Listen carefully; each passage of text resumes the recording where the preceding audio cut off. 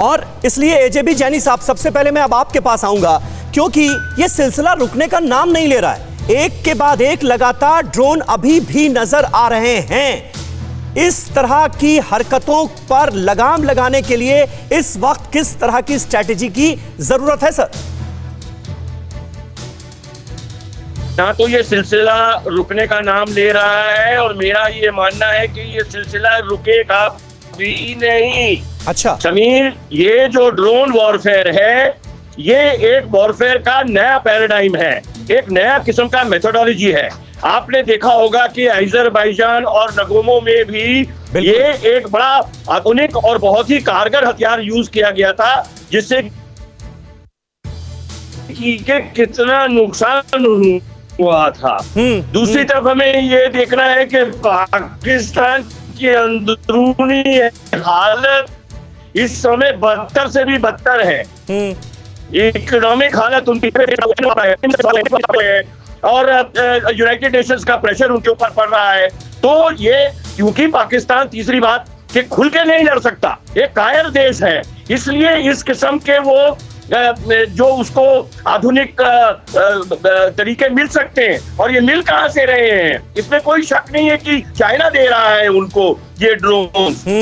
पाकिस्तान के पास क्षमता नहीं है ये ड्रोन्स बनाने की, ये चाइना से ड्रोन्स उसको मिल रहे हैं और वो इस्तेमाल करेगा। लेकिन जो आपने स्ट्रेटेजी बोली है, स्ट्रेटेजी पे मैं आधा मिनट लेता हूँ। हमको अपनी टेक्नोलॉजी का इस्तेमाल करना पड़ेगा। इस बीच ड्रोन अटैक पर एक और पाकिस्तानी साजिश का हुआ है खुलासा, उसके बारे में अपने दर्शकों को बता दें। जनरल बाजवा ने दिए जम्मू कश्मीर में ड्रोन अटैक तेज करने के निर्देश।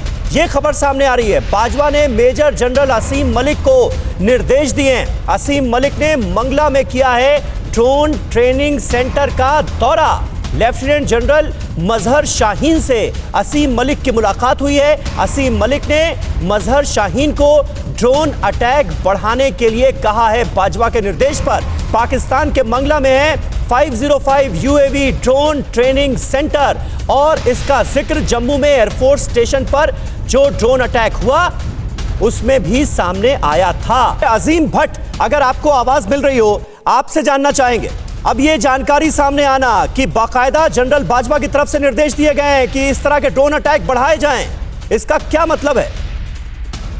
जी समीर, बहुत शुक्रिया पहले तो।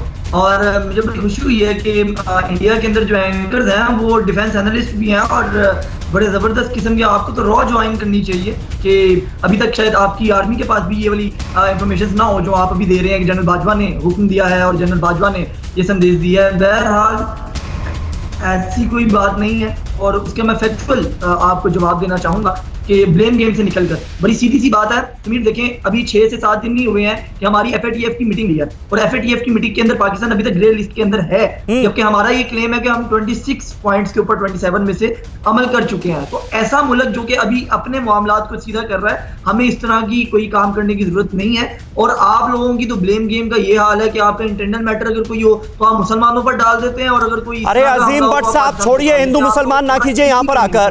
जो सीधा सवाल आपसे पूछा गया है, 27वीं शर्त आप कह रहे हैं, 27वीं शर्त को बड़ी हल्के में ले रहे हैं। 27वीं शर्त क्या थी?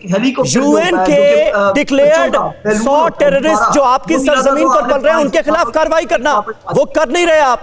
ये थी 27वीं शर्त। मैं बता देता हूं आपको क्या 27वीं शर्त यह थी कि यूएन ने जो 100 डिक्लेयर्ड टेररिस्ट किए हैं उनके खिलाफ, जो आपकी सरजमीन पर बैठे हैं 100 आतंकवादी दहशतगर्द, उनके खिलाफ आप कार्रवाई करें। वो आप कर नहीं रहे, इसकी वजह से ग्रे लिस्ट में बरकरार रखा गया आपको। यही तो सारा मसला है।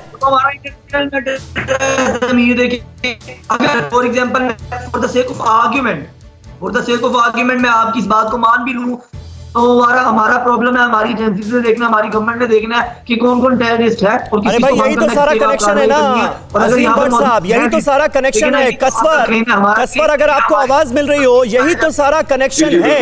एक तरफ 100 टेररिस्ट के खिलाफ कार्रवाई ना किया जाना, उसमें पाकिस्तान असमर्थता जता रहा है अपनी कि वो नहीं कर सकता, इसी वजह से ग्रे लिस्ट में बरकरार है। यहां पर लश्कर तैयबा और पाकिस्तान की आर्मी की मिलीभगत की खबरें सामने आ रही हैं। जनरल बाजवा कह रहे हैं ड्रोन अटैक को और बढ़ाया जाए।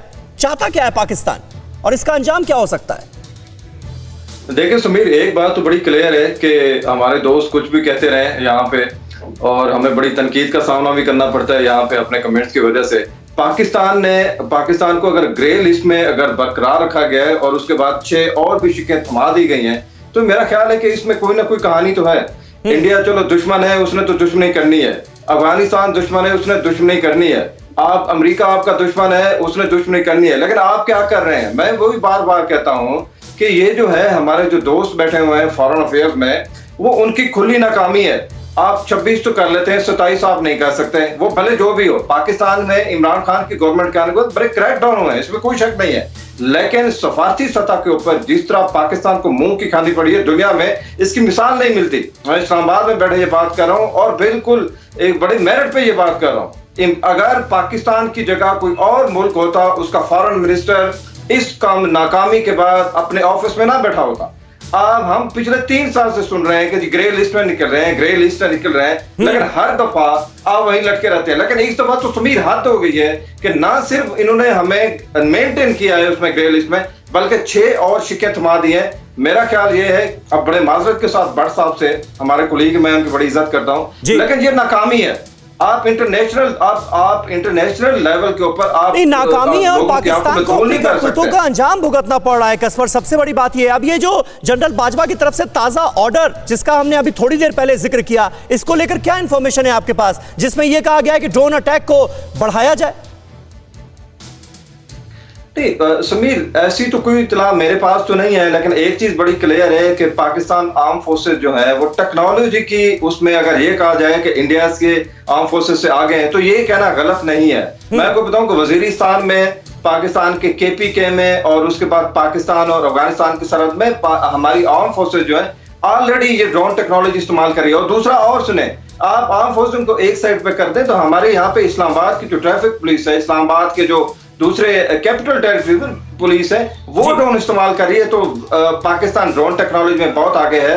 हो सकता है कि एक वारफेयर के तौर पे कह दिया गया हो, लेकिन मेरे पास इंफॉर्मेशन नहीं है बाजवा साहब की स्टेटमेंट। ठीक है।